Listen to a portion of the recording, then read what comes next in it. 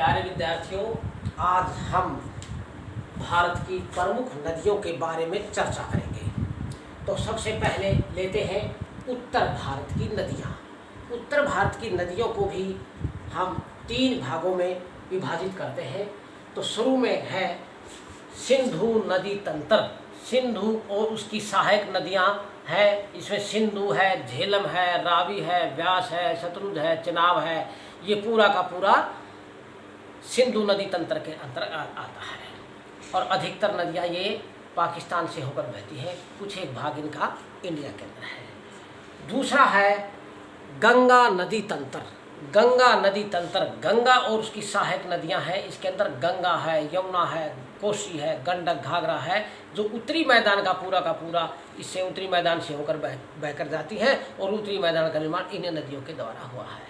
और तीसरी है ये ब्रह्मपुत्र नदी तंत्र। ब्रह्मपुत्र और उसकी सहायक नदियां हैं। ब्रह्मपुत्र मुख्य नदी है और ये आगे जा कर के यहाँ दोनों नदियाँ, ये गंगा और ये ब्रह्मपुत्र यहाँ मिलकर के बंगाल की खाड़ी में गिरती हैं और यहाँ एक बहुत बड़ा डेल्टा का निर्माण करती हैं।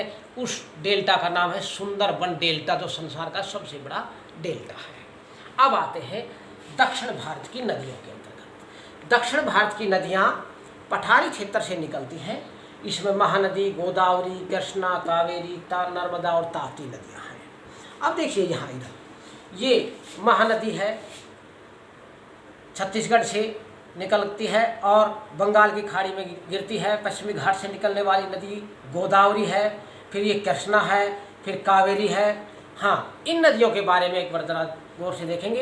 ये नर्मदा और ताप्ती 2 ऐसी नदियां हैं जो पूर्व से पश्चिम की ओर बहती है और अरब सागर के अंदर गिरती है।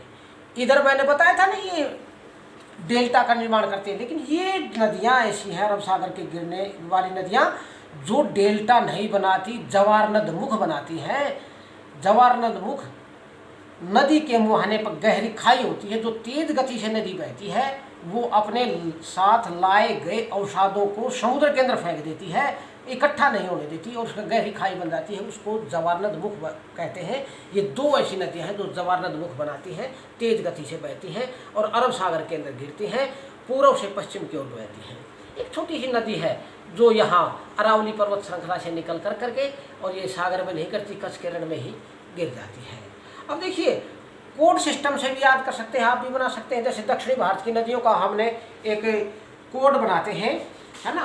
तो कोई भी कोड इस प्रकार से बनाते हैं हम, जैसे दक्षिण भारत की नदियों का एक कोड बना लिया, माँ की गोद में कृष्ण काला तान लगाए।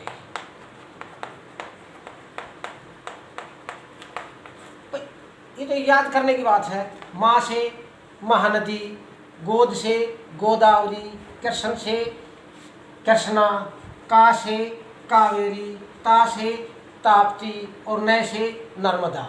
इसी प्रकार से आप दूसरी नदियों का भी कोड बना सकते हैं। तो ये भारत की प्रमुख नदियाँ थी। अब यहाँ देखिए जो उत्तरी भारत की नदियाँ हैं वो लगभग बंगाल की खाड़ी में जा गिरती हैं, कुछ एक नदियों को छोड़कर। और दक्षिणी भारत की नदियाँ केवल 2 नदियों को छोड़ करके ये सारी बंगाल की खाड़ी के अंदर जा गिरती हैं। केवल 2 ही नदियाँ हैं और ये अरब सागर के अंदर गिरती हैं।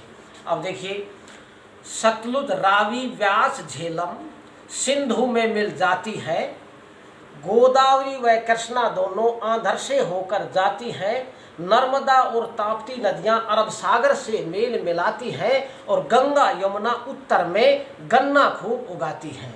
ब्रह्मपुत्र आसाम में बहती और बिहार में कोसी भर लेंगे और कोरोना से जंग लड़ते लड़ते आज दोहराई कर लेंगे। महानदी उड़ीसा में बहती फिर खाड़ी में गिर जाती है। कावेरी तमिल में एक जलप्रपात बनाती है। जानापाव पर्वत से निकले चंबल नदी कहलाती है और दामोदर बंगाल में अपना बाढ़ का कोप दिखाती है। कच्छ के रण में गिरने वाली, राजस्थान में लूनी भर लेंगे और कोरोना से जंग लड़ते लड़ते आज दोहराई कर लेंगे। आज की नदियों में बच्चों इतना ही। घर पर रहिए, सुरक्षित रहिए, घर पर पढ़िए। धन्यवाद।